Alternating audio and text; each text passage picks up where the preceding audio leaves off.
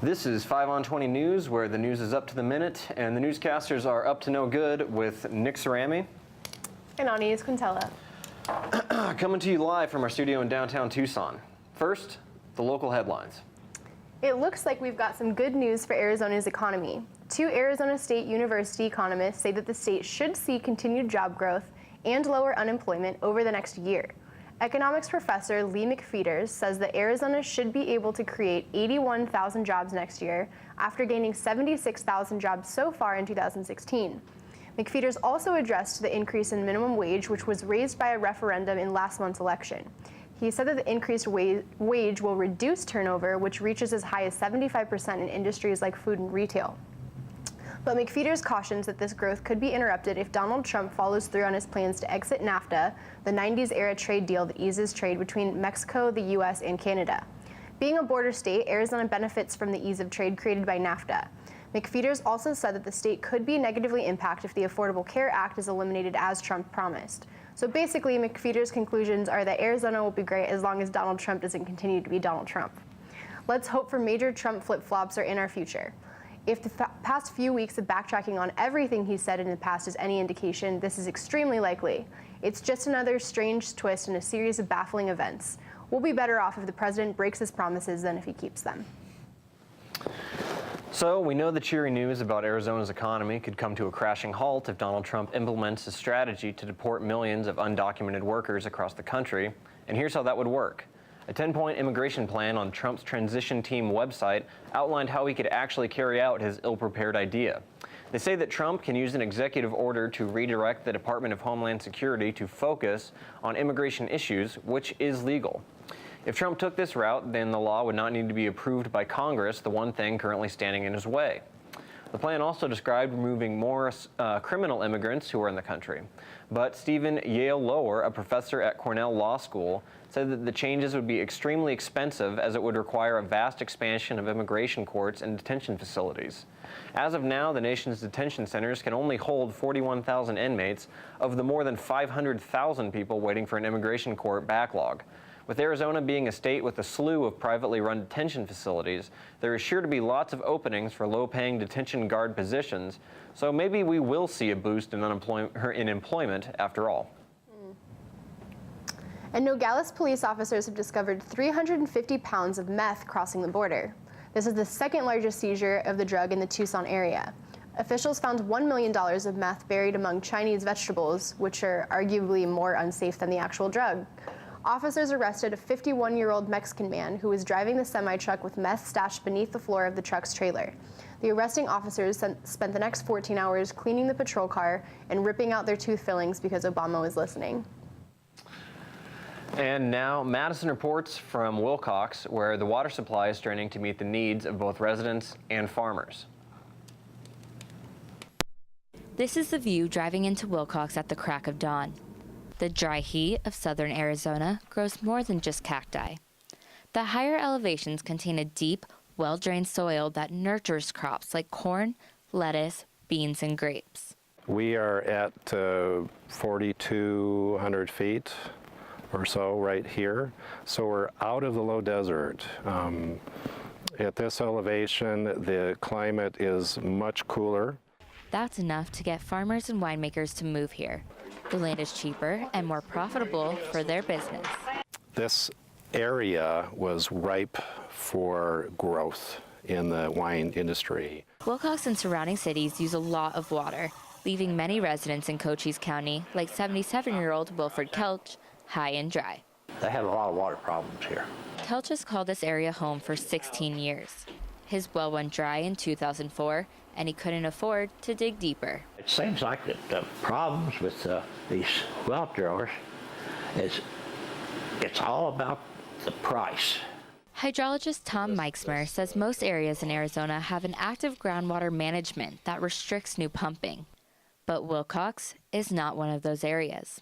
Which then means wells that were previously fine and productive for either homeowners, cities, or farmers, well, they'll go dry, or they might decrease production from them, and so they might have to drill a deeper well or take other actions to respond to the changes in hydrologic conditions. Some of those actions include changing farming practices and talking to residents to find common ground. I know if a pecan orchard has got to have their water.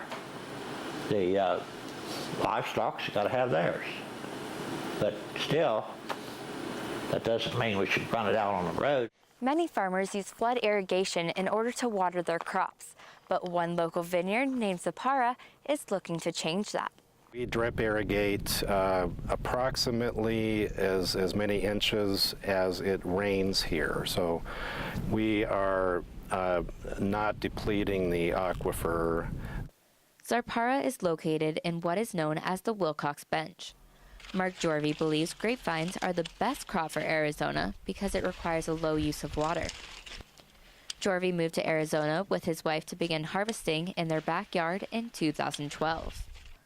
The couple dug their own well to support their home and business. There are some water issues that I think we're going to have to work through in the coming future, but so far so good. We have water.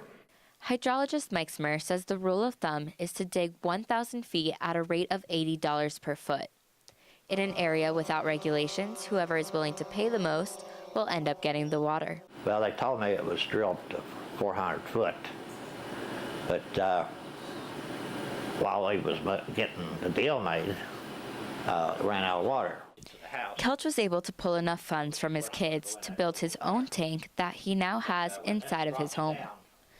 Others are not so fortunate and will have to move away. For Kelch, the fight for water regulation in the place he calls home continues.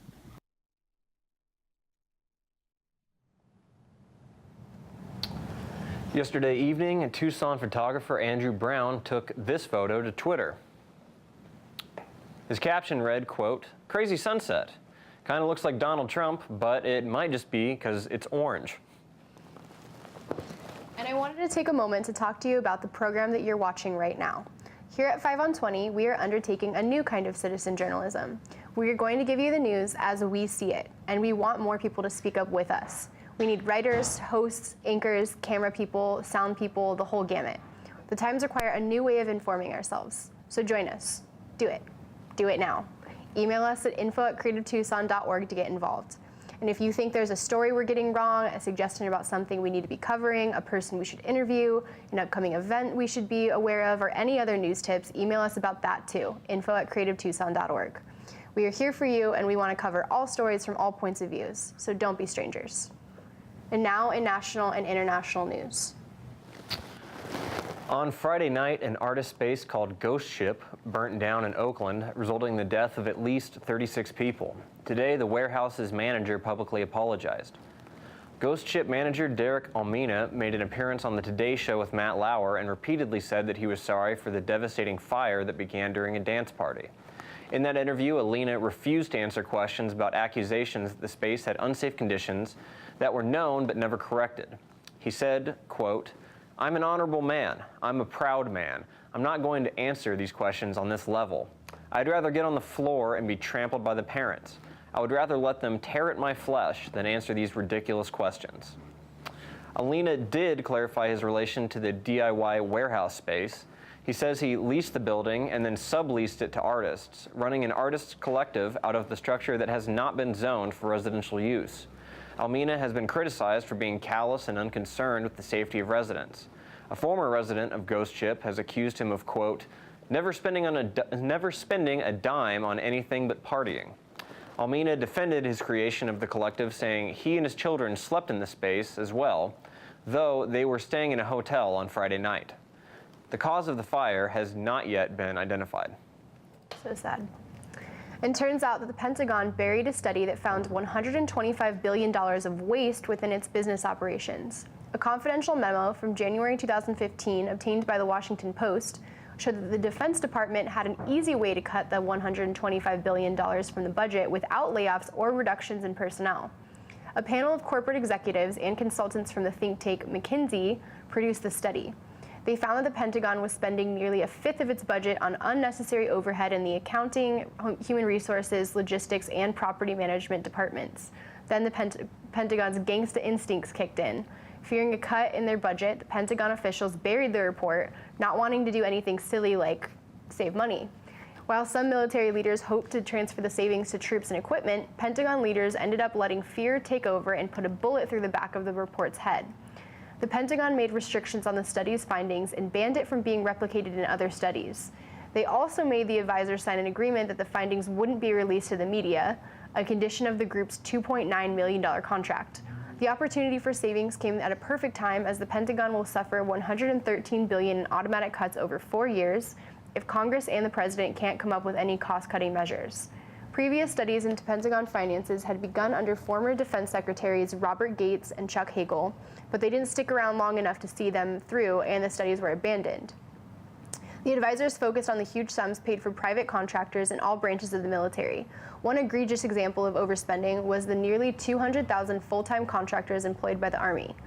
The combined spending exceeded the Departments of State, Agriculture, Commerce, Energy, Housing, and Urban Development altogether. Of course, if this type of waste occurred in a government department such as the HUD or Energy departments, Donald Trump's Twitter would have exploded into a supernova. Instead, the president-elect has so far been silent on the issue, instead spending his time criticizing Alec Baldwin's role in the shadow. First, he cost you any hope for the future of our country. Then he cost you any feeling of connection with middle America. Now, Donald Trump will cost American taxpayers about $500,000 per day. New York Mayor Bill de Blasio is requesting $35 million to cover the protection of the president-elect while he camps out in his Trump Tower penthouse. CNN previously reported that Trump's protection, which was costing $1 million per day, but de Blasio said that updated budgeting was responsible for the new figure. And Trump will surely claim that he is now responsible for the American taxpayers saving $500,000 per day. De Blasio said that he would send reimbursement letters for the costs from Election Day to January 20th, when Trump will emerge from his hobbit hole to assume the presidency.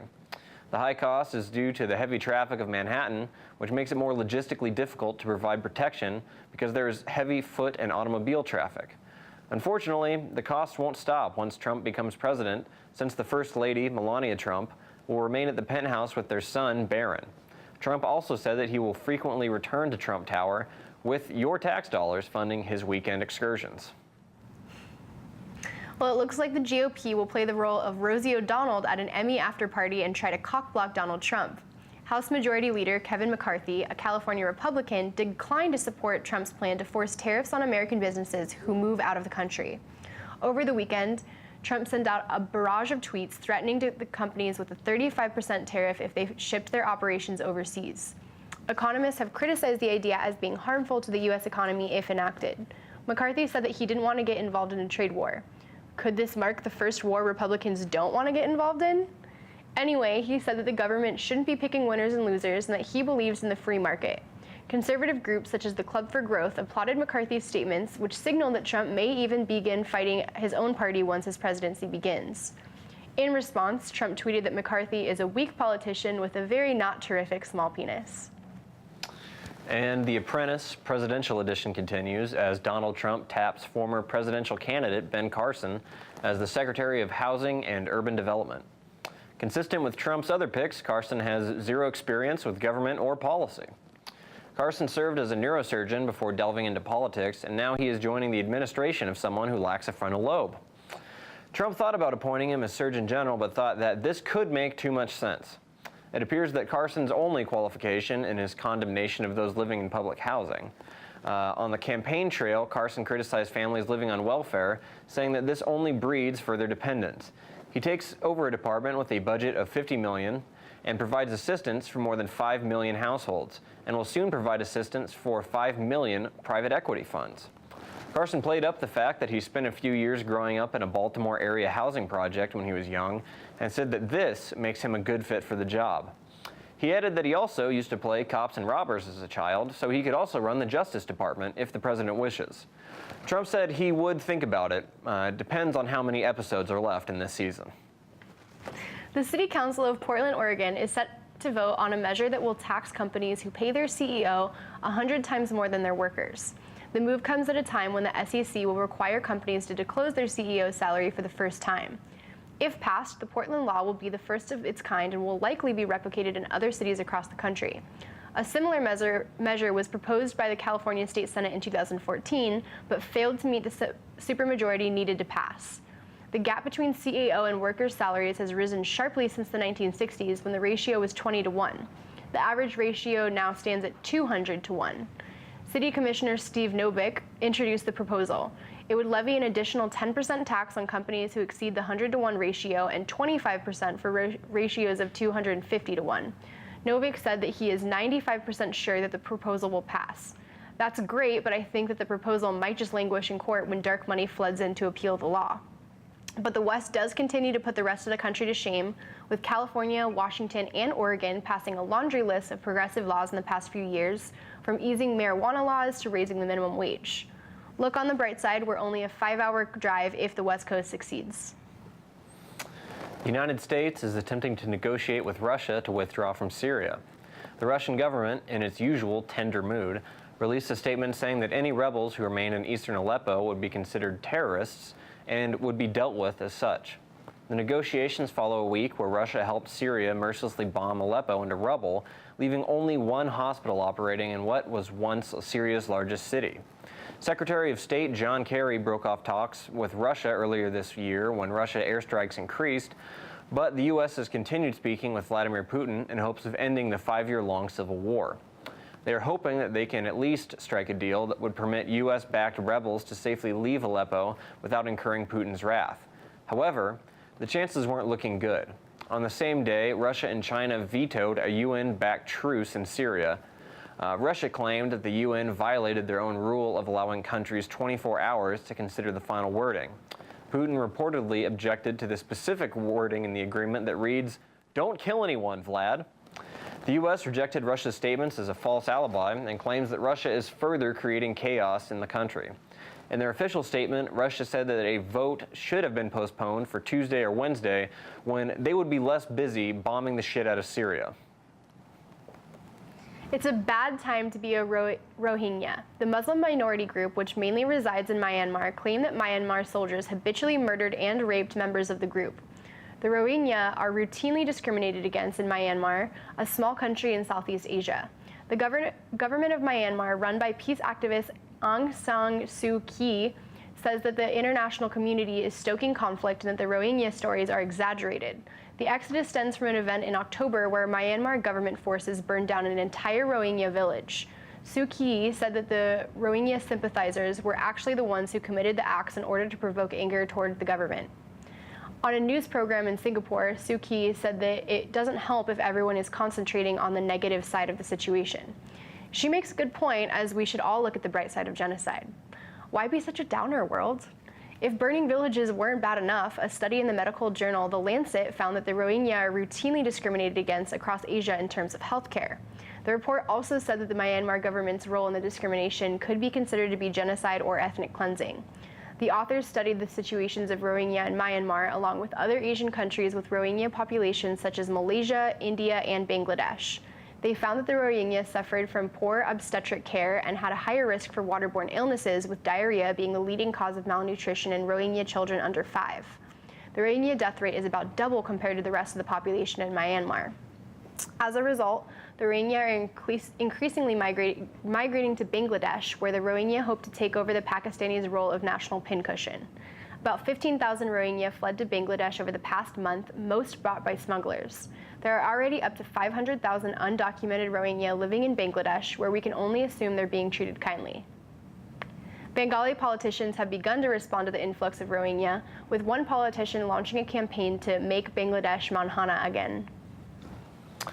Researchers from Austria say that regular use of C-sections is having an impact on human evolution.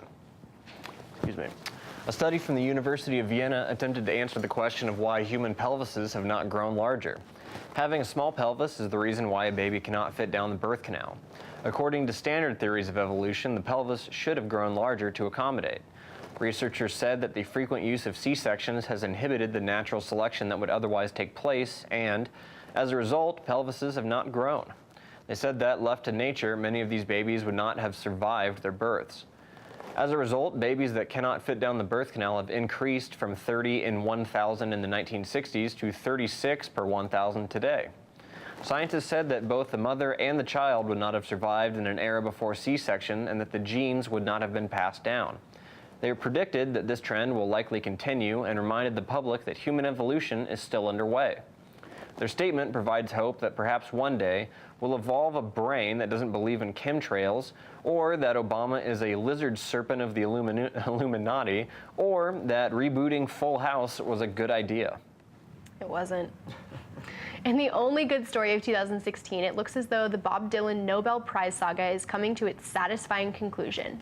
Dylan reportedly won't be attending the ceremony to claim his Nobel Prize for Literature.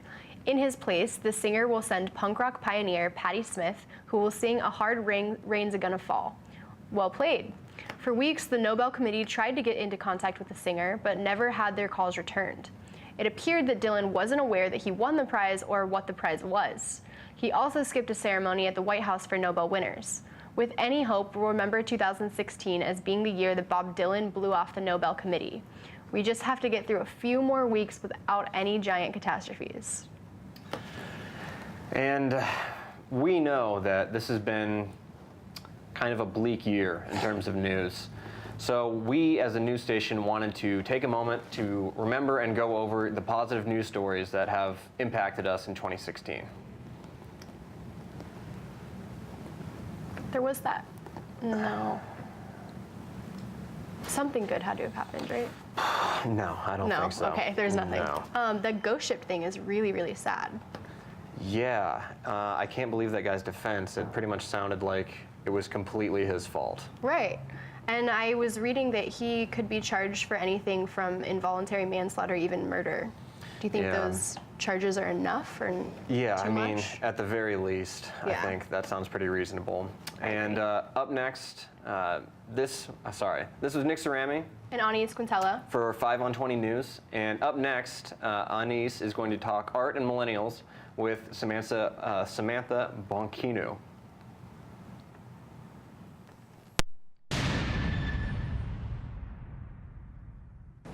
This is Anais Quintela for 5 on 20 News, and I'm here to talk Tucson art. And I have with me Samantha Bonquilla. She's a local violinist, and she also curated and was the visionary behind a Generation Y Me art installation. How are you doing today? Good, thank you for having me. Happy to be here. Yeah. Tell me a little bit about the art installation that you just put on. Absolutely. Generation Y Me was an exhibition or event, show, huge perspective of artists that I curated, and it's taken me about a year to put together. But it featured visual and performance artists all within the millennial generation. And it happened one night only. It was Saturday, October 29th, in an art space that was donated by a local artist, Olivier Mosset. And there were installation sculptures, live tattooing, photographs, 3 bands, a DJ, a spoken word artist. We had someone scheduled to do live hair cutting that evening. It was a huge coming together of people in our generation, yours and mine, millennials. Yeah. It's really interactive. Yeah, interactive, very much. So that term millennial, it has a pretty negative connotation. I personally don't like it at all. There's a lot of frustration. No, I don't think many of us do. So why did you choose to center the work around millennials? Oh, that's a great question. I think I was really looking for a commonality between millennial artists. So let me just tell you a little bit about how I got inspired to do the show.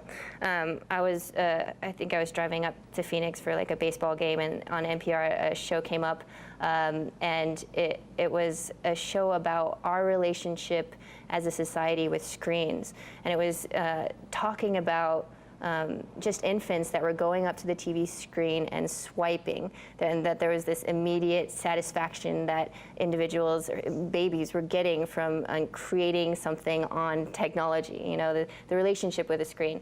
I was talking about our identities as individuals being on social media and not, and how this sort of dual identity, what that was creating in terms of like our interactions with each other and our interactions with people digitally.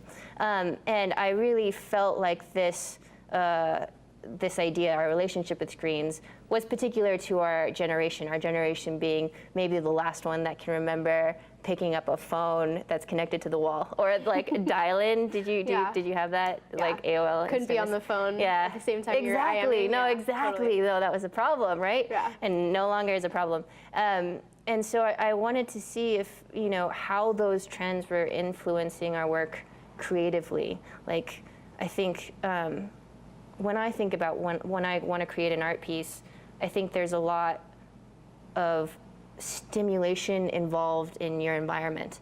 And I think more than ever, our generation takes in all of that stimulation, and I wanted to figure out how that stimulation was affecting their creative process.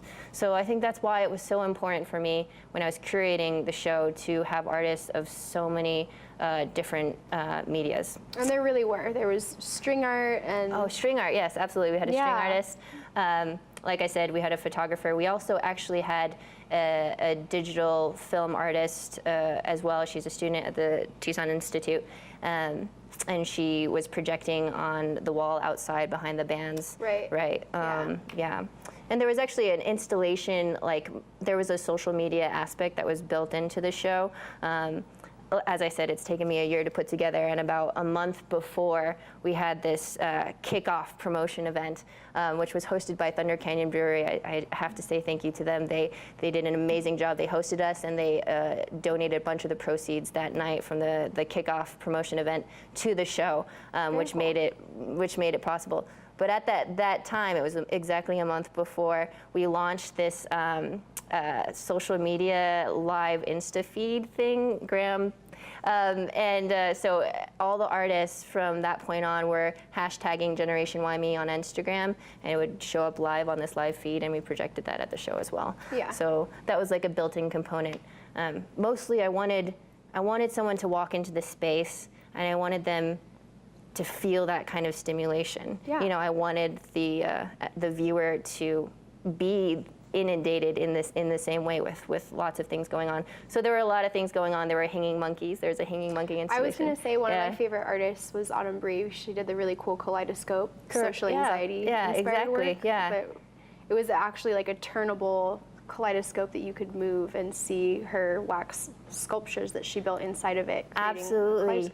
Yeah, it was a huge kaleidoscope, and she actually made the beads out of resin, and they were like hands and faces and people, and it was just, it was a commentary on social anxiety, which I think was a theme actually that ended up happening throughout all of the artists. Yeah, exactly. Yeah. No, you could see, like, even in the tattoo artist, we had a tattoo artist doing live tattooing at the show, but she was also showing her pieces, and her pieces were kind of a combination of her own paintings and album artwork, and there was a lot of tension in the pieces between like technology and like landscape and sort of that inundation of, I think that was a common theme in the show. Did you feel that way? Yeah, definitely. Yeah, okay. I think it was a really beautiful, positive spin on the term millennial. Because like I said, there's a lot of frustration behind that term, but it was cool to see it shown in a more positive, inspiring light.